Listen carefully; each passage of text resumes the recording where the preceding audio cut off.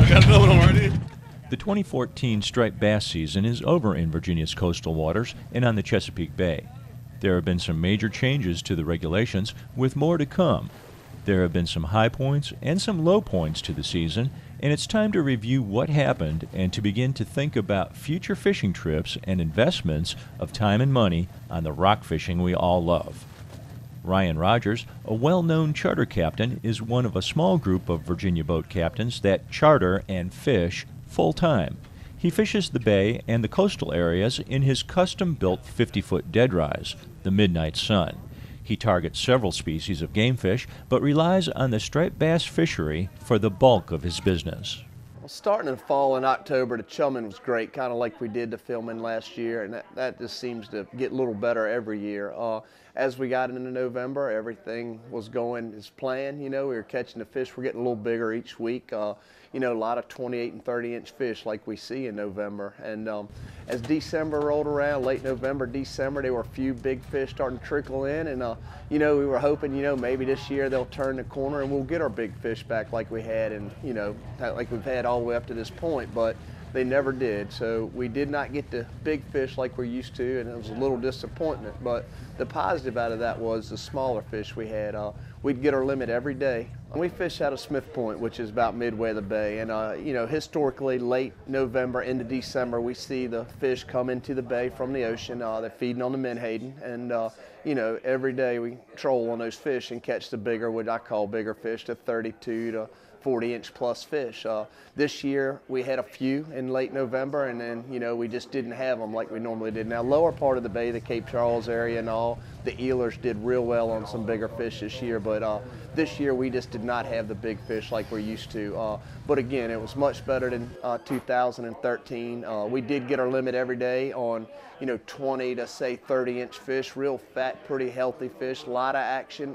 Whereas last year we had a lot of bad weather and didn't get our limit most days in the bay in December. So, you know, all in all, I feel a lot better about the fishery than I did last year, seeing this many smaller fish, the 2011 spawn. These fish grew a lot, where last year we were getting 16, 17-inch fish. This year there were a lot of 18 to 22-inch fish, a lot of 28 to 30-inch fish as well. So to see that many small fish in a fishery is a positive sign. What we've been seeing in the ocean the last 2 weeks is a great sign. So it's easy to get down on a fishery and think, you know, man, we're losing them, they're going to recycle out, but the signs we've seen in the past couple of years have really been positive. Several governmental groups and personnel play an active role in managing the striped bass fishery. They include marine biologist Charlton Godwin.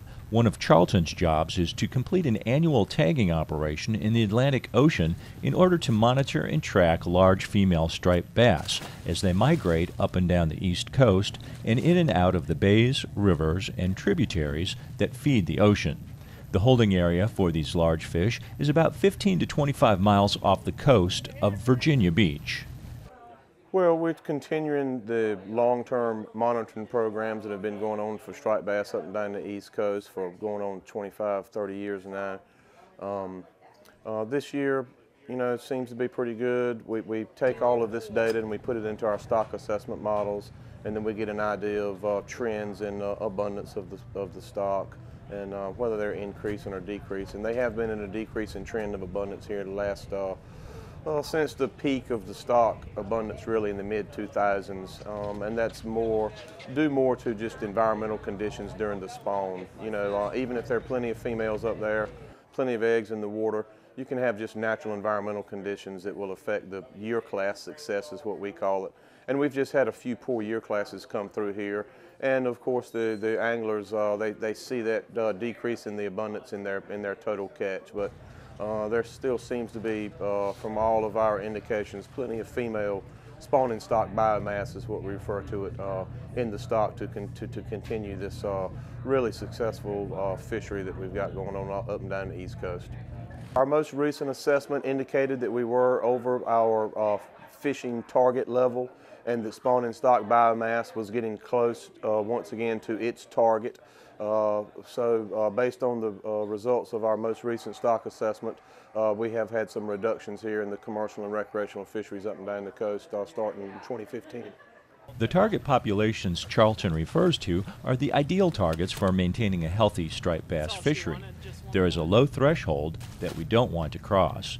That threshold would mean the population wouldn't have enough spawning or breeding females to sustain itself.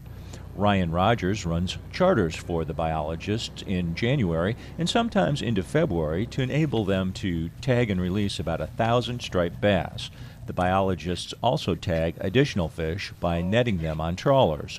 So it's a combined effort to get the job done. Today was a positive sign. At one point, there were birds, bait, and fish scattered out over a 10-mile area. And those fish stage offshore Virginia Beach here and get ready to go into the bay to spawn. So seeing that many big fish staging to come in the bay and spawn is very encouraging. You know, a lot of people say, why won't they come inside the 3-mile line like they have historically? And I just don't think those fish ever have. That's their migratory pattern, to stay out there. Today they were eating a lot of menhaden, but in the past few days we've seen where they were eating herring and different types of bait fish. So those fish don't really ever come inside a 3-mile line. Now, whatever happened to our fish that did come inside a 3-mile line that was so good for so long, I don't know. Maybe their migratory patterns have changed. You know, maybe they're staying further north in Ocean City or Watchaprig, but it's disappointing. But again, to see that many big fish, female fish, full of roe off there is encouraging. And hoping that 2011 stock, when they get 28 to 30 inches and start migrating, they'll start the ocean and we'll have that fishery back like we have in the past. These trends that we've seen here in recent years with a little bit less catch up and down the coast, these seem to be natural cyclic trends in abundance. It's just natural in any population in the wild. Max King is a charter captain and a boat dealership owner in Virginia Beach, and he's one of the premier eelers in the Mid-Atlantic region. Max said this season the trolling lacked. If you weren't eeling, you weren't catching fish. His main focus was near the old Plantation Light and the Bowie 48 area. He said the season down by the coast wasn't as bad as everyone thought. You just had to be kind of where you needed to be. He had only 2 days where he got skunked. He was able to catch fish the other 22 days out, at least 1 fish a day. Max targets big trophy stripers and refers to a big rockfish as anything over 35 pounds. Again, you know, just because we've had a couple bad years, just don't feel like, you know, it's over or that we'll never have this fishery again. What the purpose of these trips are to guarantee a positive future for the rockfish and all. And what we see out there, and these guys work hard to get the stock assessments, is to guarantee a healthy future for the rockfish. And you know, the management as far as reductions and stuff, you know, that all that's happening for a reason. You know, it's not the end of the world. We've lost our rockfish. It's just, I'm hoping it's a new beginning. So, you know, basically I hope what people take from this, again, is, like I said earlier, positive, you know, that we got a lot of these big breeding fish offshore and got the smaller fish in the bay and big numbers, and we just hope for good water quality and good management and everything good, and you know, they'll be guaranteed the future of this fishery. Another factor with these fish is the weather. Like I said, in 2013, December, it was ice cold every day, and you know, we really suffered. And this year the weather was much better, and so much about this fishery depends on the weather too, which, you know, more things that are out of our control. The new Virginia coastal regulations allow for 1 fish over 28 inches per day. The Bay Trophy season from May 1st to June 15th most likely will allow 1 fish per day, with the minimum size to be set at the March 24th VMRC meeting. It is currently 28 inches, but may increase. Through the Atlantic States Marine Fisheries Commission, the states from North Carolina to Maine, they spend a lot of time and effort managing this striped bass fishery. They put a lot of research into monitoring the population on the spawning grounds in the ocean, and so we've put a lot of effort in to keep a sustainable fishery for our anglers and commercial watermen to have a good sustainable harvest, to keep economic impact up for everybody up and down the coast and have a lot of fun catching these big fish. It's the pursuit and the adventure that drives us, whether it's the constant drum of the diesel or the instant thrust of the fuel-injected engines. The boats show up in all sizes and types, from headboats to contenders and everything in between. The gear ranges from ultralight and spinning to heavy bait casters with braided lines, but the goal is the same: to hook up and bring in the rock. You know, a lot of people are disappointed that we lost one fish in our coastal fishery. You know, it's one fish per personnel over 28 inches, but I look at it the last 3 years, we've not had any fish inbound. So if we could take customers out and catch them one fish a day in legal waters and be able to keep them, then I think, you know, they'll go for it. In our spring trophy season, as well as our fall season, you're only allowed one trophy fish anyway. So again, I don't think a lot of people say, you know, they're trying to put us out of business or, you know, that's a bad law. But again, there's reasons. They're trying to be proactive, catch it before like they did in the 80s when they had to put a moratorium on them. So, you know, whether you like or dislike the law, it is a law and we're going to obey it. And I hope, you know, in the future we'll reap the benefits. It's hard to imagine saltwater fishing in Virginia without striped bass, whether you chum, troll, or use live bait.